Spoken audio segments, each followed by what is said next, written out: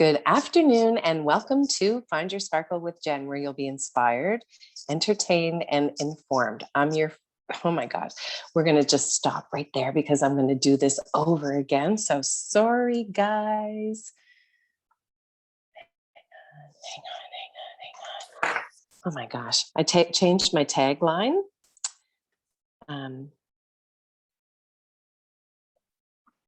And I have to get used to getting it out of my mouth.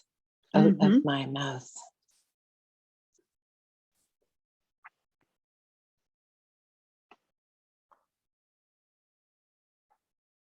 All right, let's try that again. Take two. Take two.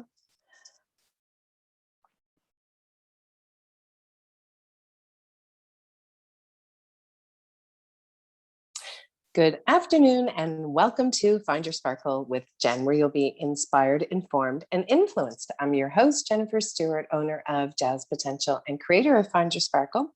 And today I am super excited to have with me my good friend, Lysa Beltz, who is an author, a coach, and has a really amazing story to tell. So today I want to welcome you, Lysa, and I'm looking forward to having this conversation because your book is super exciting and I'm just so thrilled to be able to have you here. So welcome. Awesome, Jen. Thank you so much for the invite. And it is absolutely my joy and pleasure to be here.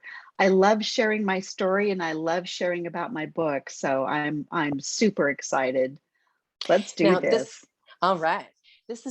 We've had interviews before, but I thought, you know what? This is like an extremely important thing because you have a lot of wisdom. And I mean, having your book out there to be able to help a lot of people is really incredible. So I want to just hold your book up so people can actually see what it is. And it's becoming unshakable in a world that is shaking. Now, for those of you on radio, you're not going to be able to see this, but for people who are able to watch on YouTube, it's an incredible book. So we're going to actually have a draw on social media after the interview, and it's for somebody to win a book and a workbook, which is another really amazing thing. So in a nutshell, give us a little bit of an overview about what is your book all about? Yeah, the premise of the book, Jen, is that we are divinely and inspired and created. And when God created each of us uniquely, He declared us good. And over our lifetime, we get to grow and become the person that He originally designed to fulfill the blueprint, to fulfill our purpose and our calling. And along the way, a lot of us connect with God when we're young, and then life happens and we kind of drift away. And then as we get older, we desire to reconnect. And so sometimes, things will happen like, maybe a worldwide pandemic or some other storms of life. And you just kind of want to go back to that divine. And so the book really talks about who is God?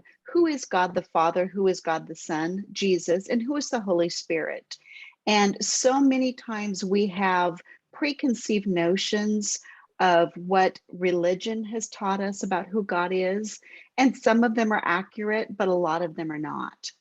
And so this is my take on really getting into the relationship between you and your creator, and then exploring how amazing He created each of us to be.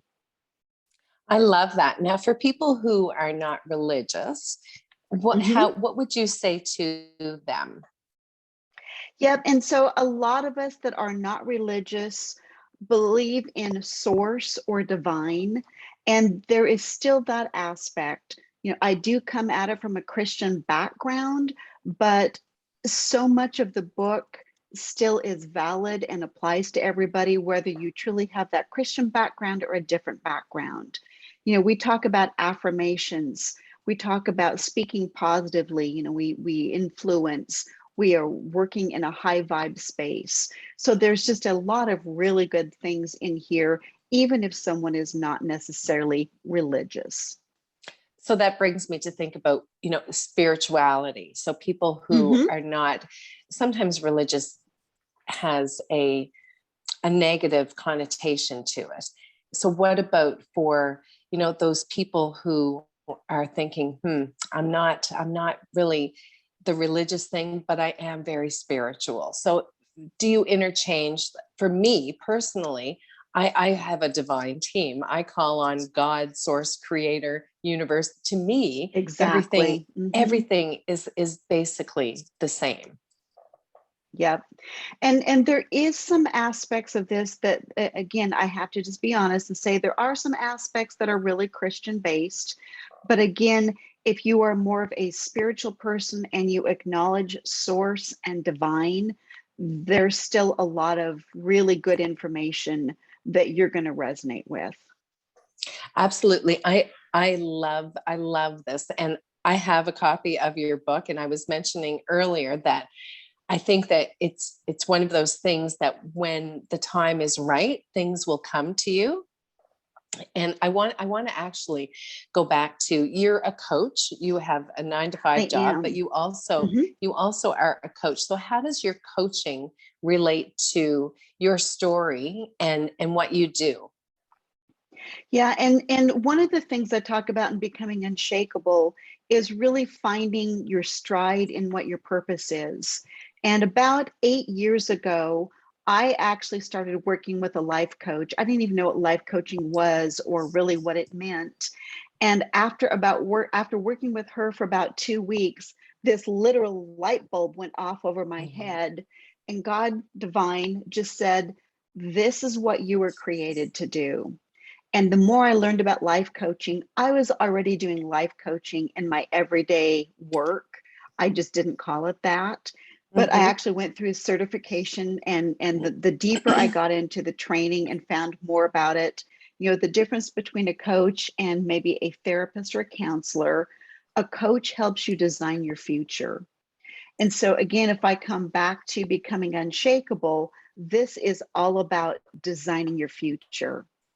And for me, that's the real positive tie between my coaching, which is, again, spiritual and intuitional based, and the book is really deciding, what do I want my future to be? If I'm made for such good things and God already said I'm good, let's go create the future that I'm going to find satisfaction and joy and happiness and fulfillment. And that, again, is establishing that unshakable foundation.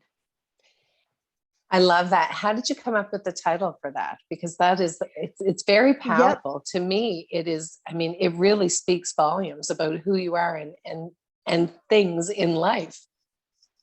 So I'm going to go down just a little bit of a rabbit trail here. So I started writing this book in 2007, so 14 years ago. And Wow. I literally got this divine download, and he outlined 8 chapter titles for me and said, here's the order that they should go in. And at that point, the working title of the book was The Journey to Becoming, Mm, which again, I okay. still think is really powerful. And so I wrote 3 chapters. Then he said, okay, that's really great. Now you got to go live the rest before you can write it. Oh, and isn't that powerful? I mean, and It what did was you it. think when you got I, I that? What I did you kept think? I kept bumping up against that wall, going, Mm, but I should be writing, but I should be writing, but I should be writing. And finally, he just said, no, you have experiences that you need to go live and live through before you can complete the book. oh my And goodness. Now I so, have major goosebumps, by the way. yeah. Yeah, so fast forward to 2019, and even before COVID happened, I had started re-engaging in the writing. I'd pulled out what I had written and went, this is pretty darn good. I really kind of like this. And so I started re-engaging and writing and just kind of thinking about it. And then when the pandemic hit and so many people were going through so much fear and the unknown, and Hmm. that's when people really wanted to turn to that which is known, that solid foundation. And I just really got the fire lit under me to get it finished. And I will say that having gone through the coaching that you and I have been through for the last couple of years, that was what brought me to the point of being the person I needed to be to write the book the way it needed to be written. And so in that process of finishing it up, just kind of stopping and pausing and tuning in and going, okay, what is the title supposed to be? And that's when it got dropped on me, becoming unshakable. And it is very powerful. When you talk about downloads, can you talk about what that is for you? Because I know some people are very familiar with that, but for a lot of people, they have no idea what that even means. Yep. And the writing process for me was a very interesting experience. There are parts of the book that I would say I wrote, the things that are more autobiographical, stories about my own life. And then there would be other times that I would literally sit here and put my fingers on the keyboard and I would just see words start to appear. I didn't ever hear an audible voice necessarily, but it's just like, I just knew what I needed to type. And there was a couple of times I'd type all this stuff and I'd go back and read it and go, wow, I didn't know that. It was like I was getting revelation. I was getting revelation even as I was writing. And so I learned as I was writing. And so it was just a really fascinating process. Oh my goodness. What have you learned from that journey? Really, I've learned to trust my inner voice. I've learned to trust what I'm hearing. Oh my gosh. How hard was that? Really quite difficult. And again, that's one of the things that we talk about so much is we don't trust our own judgment. Oftentimes we live to please others. We live to measure up to somebody else's yardstick. And to step back and go, I really believe in what I'm hearing. I really believe in what I wrote. And even if nobody else likes it, I'm standing by this. That was a really huge shift, very empowering. And the name of my coaching business is Women Empowered for Life. And the whole writing process and learning to trust my intuition and getting to believe that I am enough, that whole process was extremely empowering for me. And then actually going through the finishing the manuscript, having the beta readers check it out and go, yeah, this is good. You need to tweak this. It was that refinement process. Right. And so when it actually went to press and got published, I am so proud of my accomplished work. It is just phenomenal. To have this in. It's an incredible story. And I'm curious, was there something that gave you the nudge? How did you know? When did you know that you were to trust what was going to be coming up? Yep. I would like to say that it was an overnight thing and it's like it happened once and I was good. But honestly, just like it's the journey to becoming, it is a journey. It's like, okay, this is what I'm pretty sure I heard. I'm going to step out in faith and give this to somebody else to read. And the feedback that came back was so positive. And again, it was like, even during the writing process, I would post a couple of paragraphs either on Facebook or to a private group of friends just to see what the reaction was. And over and over and over, it was like, wow, this is gold. This is amazing.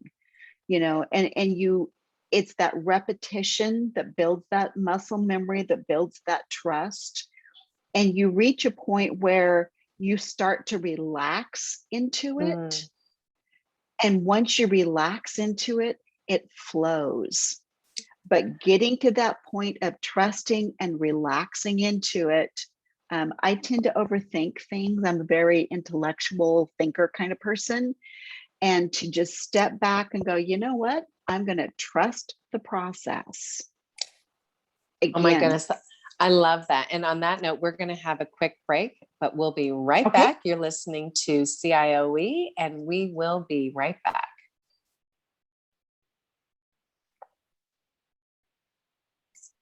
Welcome back. Just before break, you were talking about, when you were writing and being in flow and getting the feedback. Now, for people Mhm. who have been in flow, they understand that. For people who aren't, can you talk a little bit about what did that mean for you?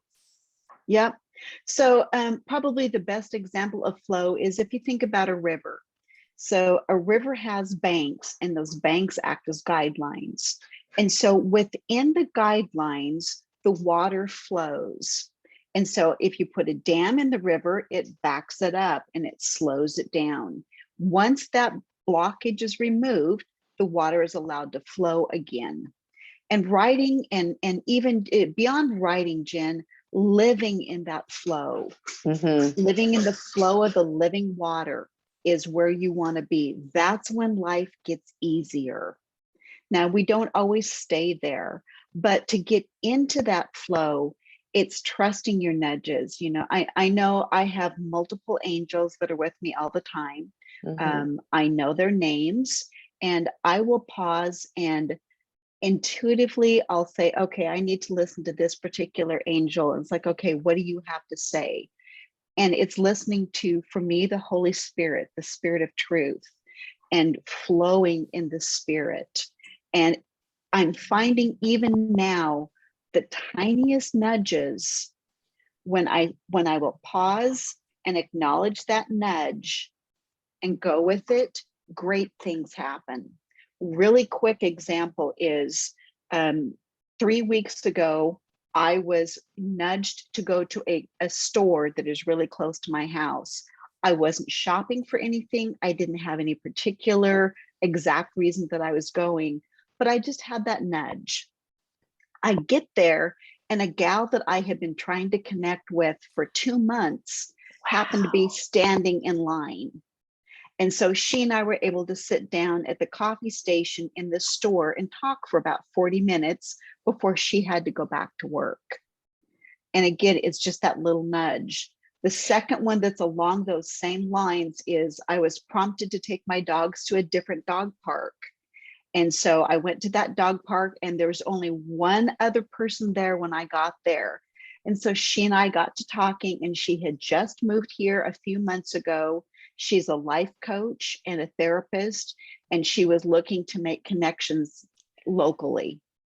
And so Wow. again, I'm just covered in chills. Me Again, too. it's just those little nudges. And for me, I wouldn't have even said it was a nudge.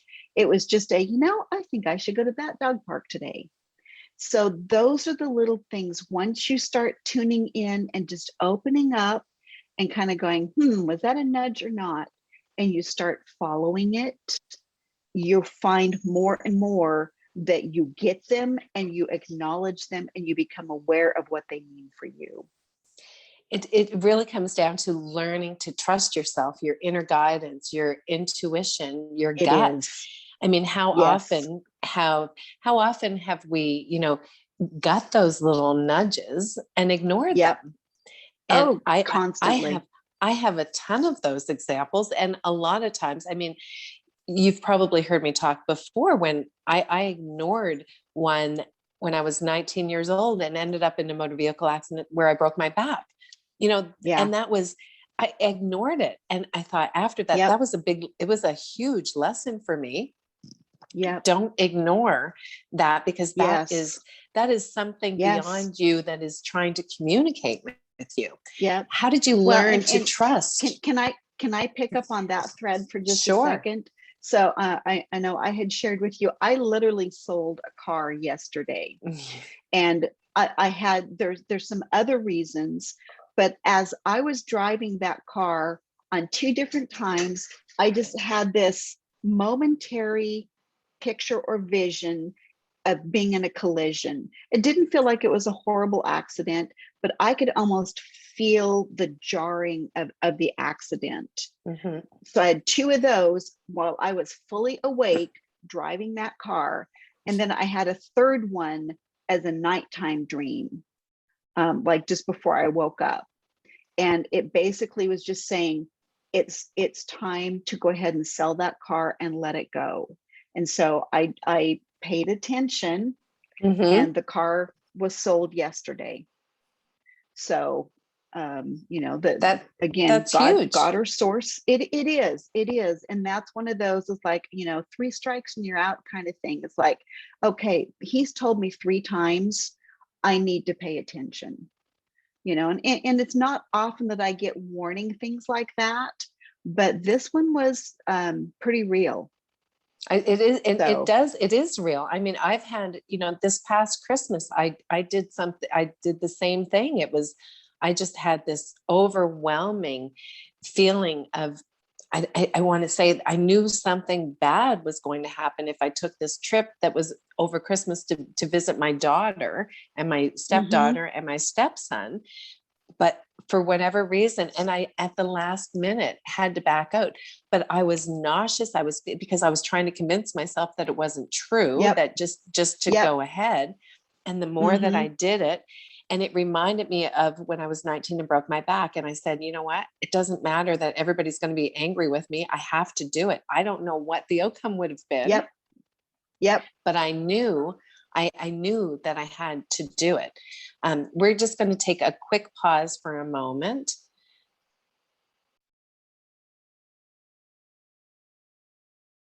I think that intuition is kind of like a muscle, and it doesn't always, it doesn't necessarily be comfortable when you first do it, because it's sometimes it's awkward. Like, it was very awkward for me to have to do that at Christmas time, but I knew, I don't know what was going to be avoided, but I knew that there was something that was. And the minute that I decided that I wasn't going to take that trip, I literally felt like the weight was lifted off my shoulders and I could breathe again.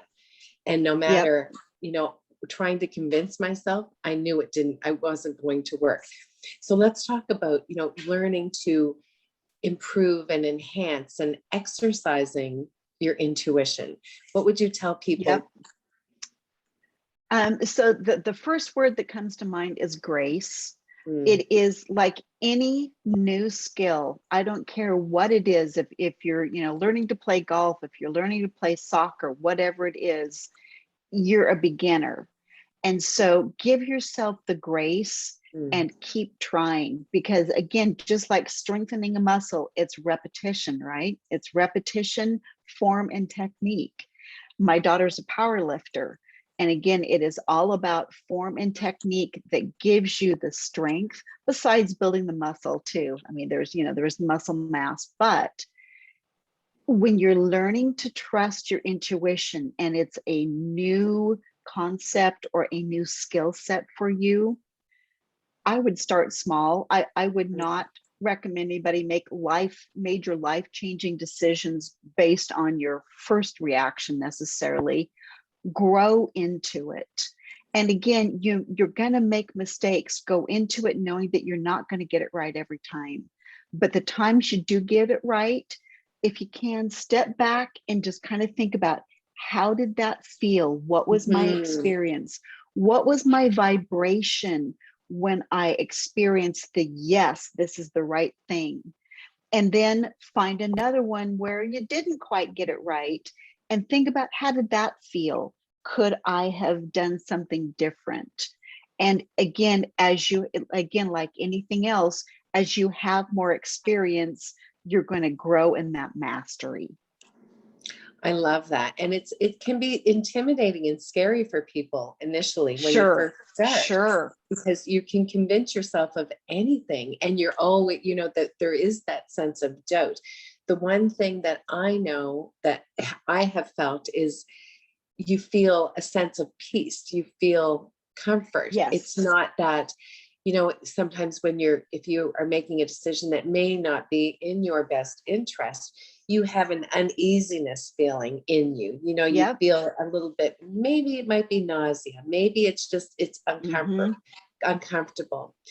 But when you make the right decision and you learn to start tapping into that, then it feels, you just have a sense of knowing. You do. But I love that you said about, it really is a muscle. So the more that you exercise it, the better it is. And I'm just noticing the time. So I want to talk a little bit more about how can people, what kind of things will people get out of your book? And you wanted to offer, a special gift for some of our listeners today. So I want you to talk about that. Yeah, and so I'm actually going to switch and talk about the workbook because it is its own separate book, but the workbook takes each chapter and goes deeper. And so the first exercise, chapter 1, the first exercise is called Peace Thieves. So we were just talking about being at peace when you know you make those right decisions. Right. So all of us have peace thieves in our lives. And so the exercise lets you or encourages you to do some brainstorms about what's keeping you awake at night. And then we talk about, what of those are within your control, and of the ones within your control, what are the top 3? And then we use those top 3 issues throughout some of the other chapters and the other exercises. So this is where I want to talk about, it's spiritual based. You don't have to subscribe to any religion necessarily to really find benefit and advantage. Another one of my really key exercises is identifying your core values. Your core values are 5 things in your life that you would die for, basically. For me, one of my core values is integrity. I hopefully it never comes to this. I would cut off my arm before I would move in something that is not integrous. It is just that it's a line that I just will not cross. Knowing your core values helps you evaluate, why do I hate this job? Why am I so unhappy? And I will guarantee you that if you're in a position where you are being forced or even allowed to violate your core values, you're going to be unhappy. So again, that's just a couple of real specific examples. We do a life balance wheel. Then there's other exercises that are just going to help you understand how and who you're made to be. And again, that's really a lot of the purpose behind both the book and workbook, is going, here's how I'm made. I was made intentionally this way. When I'm true to myself, I know myself and I'm true to myself, that's when I'm unshakable. And that's when I'm going to live my best life. Oh my goodness, I love that. Now we are out of time for this session, but we are going to have a bonus session. But I want to ask you before we go, what makes you sparkle? Oh, you know what? My life motto is, life is good when you're in the right place at the right time, doing the right things. That's what makes me sparkle. Oh my golly, I love that. This has been so much fun. Thank you so much for being here. Oh, thank you for the invite, Jen. It's much appreciated. It's been a lot of fun. And I know that everyone who will reach out to you and who's listening today will definitely benefit. And remember to comment on this, and we'll put in the comments about how you can participate to have a chance to win Lysa's book and the companion workbook. Thank you so much, awesome. Lysa. And remember, go out and do something that makes you sparkle today and every day. You're listening to CIOE 97.5 FM, and we will catch you next time.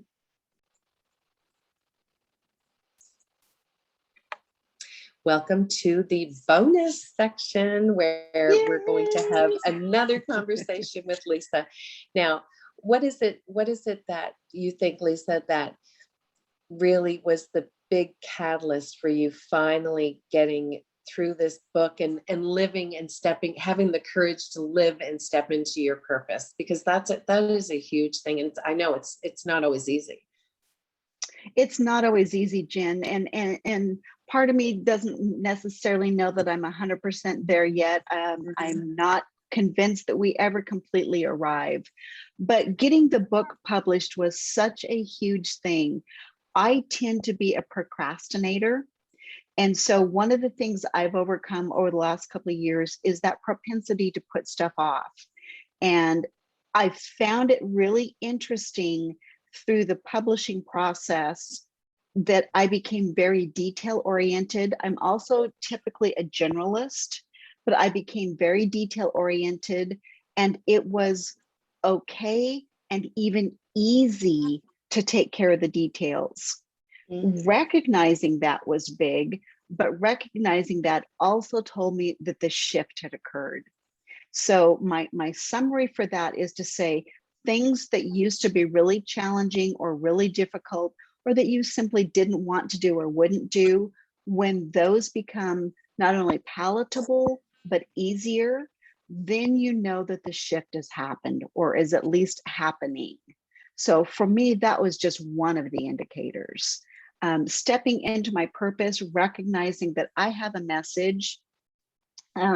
One of the lines that I share in the book is a number of years ago, I had two different people that spoke into my life, and neither one of them could have had a clue at the time that I would carry their words with me for one of them 15 years. Wow. And the woman said, "Don't you know you have a lot to say?" And I really didn't at that time. I'm going to say that that was a very prophetic thing that she shared with me. And I just tucked it away and carried it with me all these years. And then a gentleman, and he's from Texas here in America, and they had that Southern twang or that Southern drawl. And it's Right. like, I said, "Jerry," I said, "I know that I'm called to a purpose, but I don't know what my message is." And he just looked at me and said, "Darling, you are the message." Oh, wow. Oh, And so, oh my gosh. I got maybe yeah. goosebumps on that. And so that's that second one that I just tucked away and have carried with me all these years, just like, gemstones in my heart almost. And so as I got closer to publishing the book, both of those resurfaced, and both of those are mentioned in the book. And it's just knowing that now is the time. It is the appointed time in history. I fully believe that every one of us who is alive on this planet right now is absolutely intended to be here. This is my appointed time in history, and I have a message, and I am going to carry the light into a darkened world. And I'm going to tell people that, life can be really good, and you are really good, and you need to let your light sparkle. And once you start owning your own becoming process, That's huge. That is then huge. then you become unshakable. When you believe in yourself, no one else can ever take that away from you. That reminds me of so many things, because it's easy to stay stuck. It's easy to stay small, It but is. you It don't is. you don't feel whole when you're not living your purpose. You feel like there's something missing. That's how Yep. Find Your Sparkle came about, because there was, on the surface, things look okay. Things seem fine. Things are, you have all of these things, but inside, Yep. you're not living that life, or feeling that something missing. And what Yes. that something missing is all about you and your purpose and your passion, and actually taking the steps Yeah. to do that and to move into that. I It love is. when you said about those two people that made those comments to you. Did they know at the time the significance? Not a clue. Not a clue. Nope. And those And seem like simple phrases, right? they do. So what can you say to people who are afraid of speaking out, or who don't know what to say, or who think they don't have anything to say? I mean, those are, for you, that was the thing you needed to hear at those times, but you've carried those made a big impact on you. Huge. And I guess, we talk about the phrase that words matter. And, words in a lot of ways are weapons. They can either be weapons of light or weapons of destruction. And in these two examples, those phrases, those words they spoke life into me. I mean, significant life into me. And the fact that someone outside of myself saw something in me that I didn't see in myself yet, was really huge. And it's actually one of the things I wanted to mention about in the book, and it's in chapter 9, and it's called the Johari Window. And I'm going to hold this up here. I don't know if you can see that or not. No, I can't see that. There it Oh, is. a little There bit it there. is. I can't. Yeah. Yeah. Okay. And that's okay. But it's Dr. Johari invented this a number of years ago, and there's 4 quadrants to it, and it's known to others, known to self, and that is your arena. Then there's a blind spot that is known to others, but you don't know yourself. And that's the one I want to kind of touch on, because what those people saw in me was something that I was blind to in myself. And I think a lot of us fall into that quadrant of we have gifts, talents, and abilities that we may sort of know are there, but we don't acknowledge them because we don't want to brag. We don't want to boast. We don't want to be arrogant. But stepping up and owning who you are and owning your gifts, talents, and abilities and sharing those with the world, that's what's going to bring you sparkle, and that's what's going to bring you fulfillment. True. And I want to touch on the word authentic. So Right. many of us have been taught to live inauthentically. It's true. And it's got to stop, you know, and with my children and my grandchildren, I am working very hard to make sure that they know to live authentically. To me, that is a very, very important thing. And so again, going back to this Johari window concept, it's like you need that outside input from others for that space that you either aren't comfortable acknowledging yourself yet, or you simply don't see it in yourself yet. And that's where the others speaking life into you can just light that entire unknown section up. And what they see in you oftentimes really is your calling. You know, for whatever reason, we kind of want to ignore those kinds of things, but other people will call it out when they see it in us. It reminds me, when you were speaking, I was thinking about how so often people, as we grow up, we're discouraged, we're disheartened, we're told, especially for people creative, people who are, in coaching like we do, and in energy healing like I do, people and having these, grandiose things that you think of, what, I would love to do this. And people think, oh, get your head out of the clouds, whatever, dreamer. Come back to reality. Right. Stop that. Who do you think you are? And we take that on as being true. We take it on as reality. So we squash things. We forget about it. We don't follow our heart, because who could be a creative? You don't make any money. You can't make a life out of that. You can't make a career. You can't survive. You get a real job. So what do you say about waking up and realizing that, you know what, I need to be true to me? Provision will come when you are moving in your gifts. And again, we talked earlier about flow. When you are flowing in your giftings, source will bring you the provision that you need. When you are being true to yourself and true to your calling and your purpose, that's when everything falls into place and the provision just shows up. And we talk about abundance. And I have learned so much about abundance over the last couple of years. And I have seen it time and time and time again now. When I'm in that flow, the abundance shows up. It may be a series of small things, or it may be one big thing, and it's not just money, but money has shown up for me as well.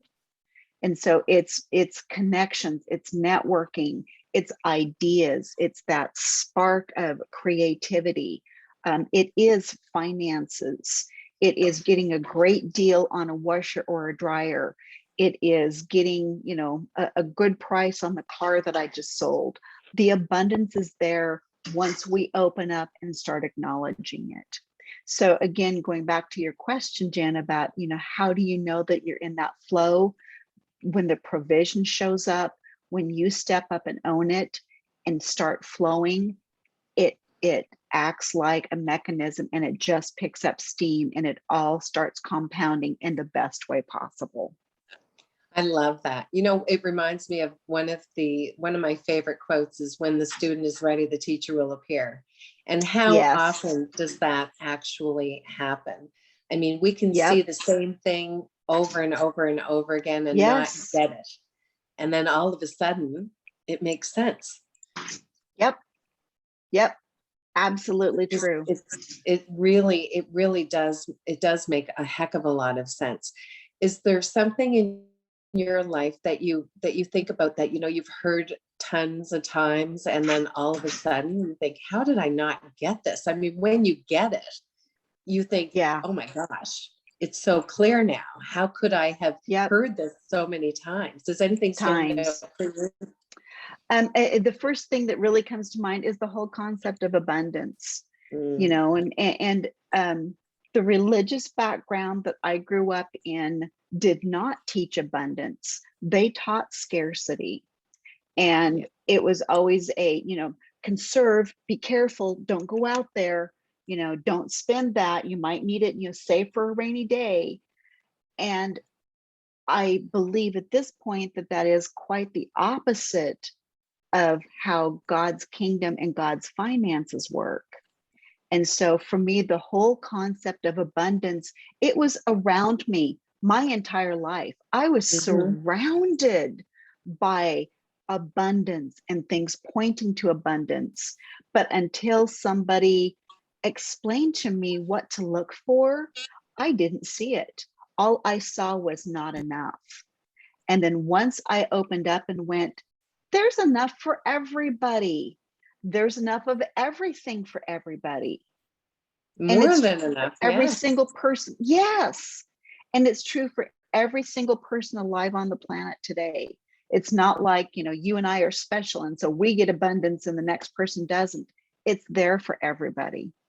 So to me, that is probably the largest aha I've had, is the whole concept of abundance.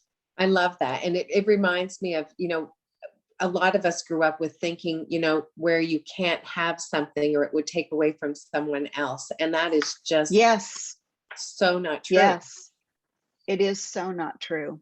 And that's a hard one to overcome, because it is so ingrained. And money is evil. I mean, and abundance is evil, and you shouldn't wish for so many things. What is, that's selfish. Yep. It's definitely not selfish. No. I know. No, again, I can remember being a child, and my grandmother was very charismatic, and she was very, very, very religious. And, it was that whole wrath. And I remember looking at her, and I don't know, I was not very old. I'm going to say maybe 6 or 7 years old. And I remember looking at her and saying, Nanny, God is not mean. Yes. Yes. And God is really, not mean. Really mad. And I remember thinking, she doesn't understand. Like, I thought, love is what I thought, love and light. And, it only dawned on me in recent years. I thought about that again, and I thought, oh my golly, it's kind of funny when I think about it, because she was, she was she could be pretty intimidating, but I thought, I could always stand up to her, and I thought, Nanny, you're wrong. Yeah. It's out of the mouth of a child, right? Yeah. And one of the things that has occurred to me lately, and I've not thought this all the way through, but you have 3 granddaughters, and they're little, and we tell them how good they are and how much potential they have, and they're a promise, and we're so glad they're alive, and so at what point in time in our growth is it when we become unruly teenagers that all of a sudden we're not that promise and that potential anymore? At what point in time does that shift happen that says, you need to toe the mark? You just need to, step up and take your place in the line and put the nose to the grindstone and just toe the mark. And it's like, yeah, I don't think that's right. No. And you know what? I love If that you say I, that. It's so important, and we have to start realizing that, and letting children and letting people, all in all, just be, and not yes, impose. It's hard because we've been conditioned throughout our lives, I think, but yeah, to let people just be and experience things the way that they want to, rather than imposing our will on them because we think they should be doing it a yeah, certain way because society does it a certain way, or we've always done it that yeah, way. And that's a lot of times, I mean, people don't know why they're doing things. It's just been done for generation after generation after generation. yes, And I yeah, mean, yeah, sometimes there's lots of stories when you look back that, it was because they didn't have money at a particular time, or that there was only a certain amount for a certain thing. But, that tradition got carried on and inherited and passed on. But the whole premise from it was false right. right from the Yeah, get-go, but people still follow through with it. So yeah, I think these yeah, kinds of conversations are really important, where people can, start to question things and ask questions. And why are people afraid to ask questions, and why are people afraid of change? And, isn't it time for a refreshing new look? And what can we do yes. to help people stay more connected with themselves? Yeah. And you and I know reality is life's going to have ups and downs. I mean, it's not all Mhm. going to be, champagne and roses. So and there are lessons to be learned through the lean times as well as the times of abundance. But even in those lean times, you can still have an abundance of joy. You can still have an abundance of peace, even in the really hard times. And again, that's a super hard thing to believe and to accept. And sometimes it's really hard to experience peace in the midst of chaos. But I've experienced that too. In 1993, we basically lost everything. And I mean everything. At one point in time, we literally had $12 to our names. My daughter was 3, my husband had lost his job. It was just a very, very difficult time. But even in the midst of that, there was a unshakable foundation, and there was a peace that Mhm. we talk about the peace that passes understanding. Even in that turmoil, and it was very tumultuous, there was still a certain level of peace, and there was always provision.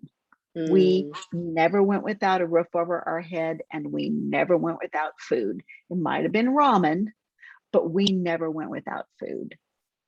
And again, from that really hard place, I learned that trust that we talked about earlier, that the provision will always come.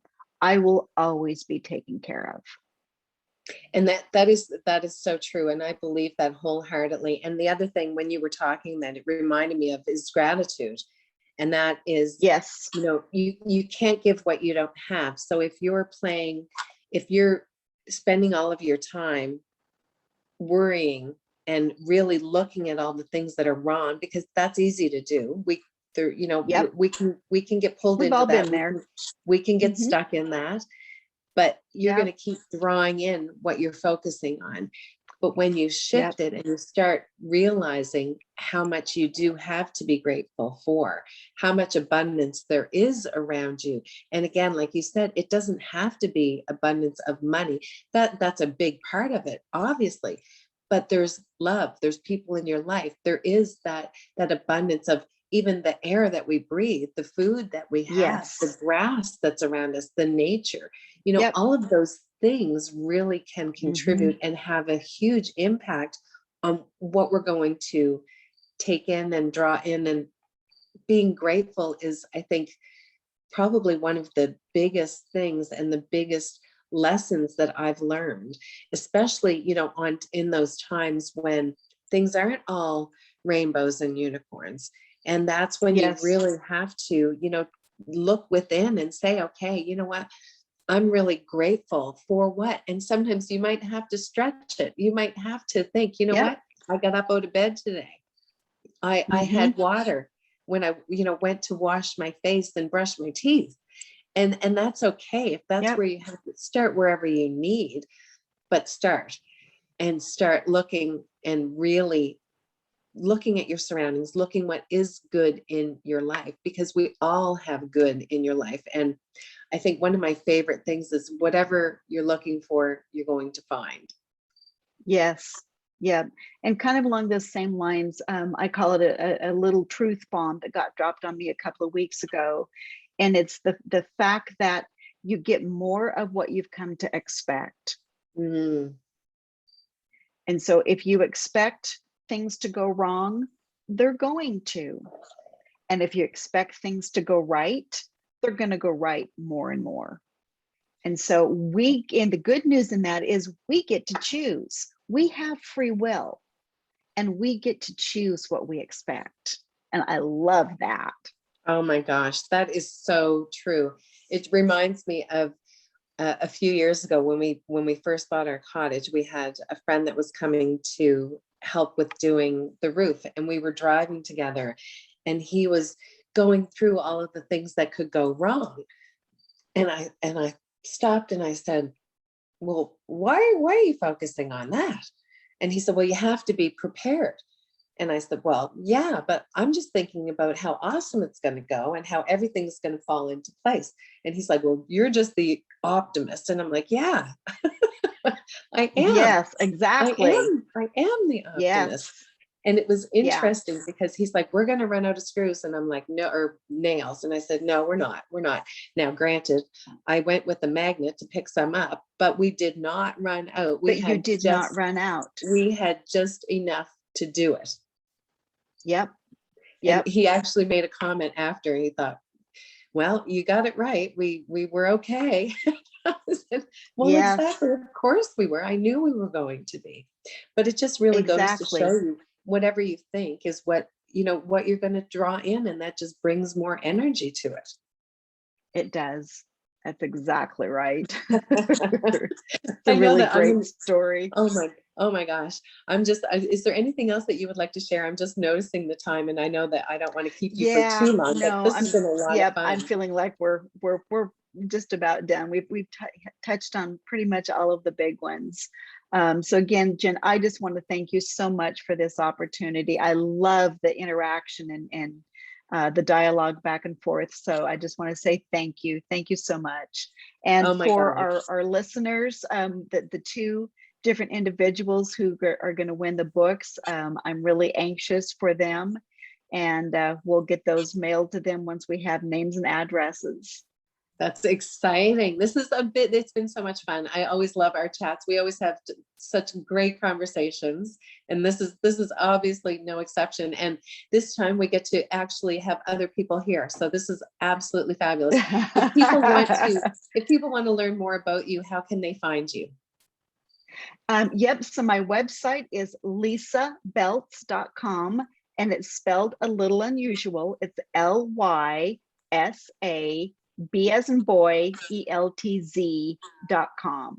And so God told me that I was Lysa with a Y, and that's WHY. So I'm Lysa with a Y, and it's lysabeltz.com.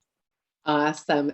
Thank you so much, my friend. It has been an absolute pleasure, and I look forward to us connecting again. And we will definitely get some comments in there and get some addresses to you. And I look forward to hearing more comments about your book, and we will talk to you soon. Thanks everyone for listening. I hope that you enjoyed this, and please share. Lysa's got a great story and a fabulous book. So we will talk to you soon, friends. Thanks so much. Bye for now. And remember to go out and do something that makes you sparkle today and every day, friends. Bye for now.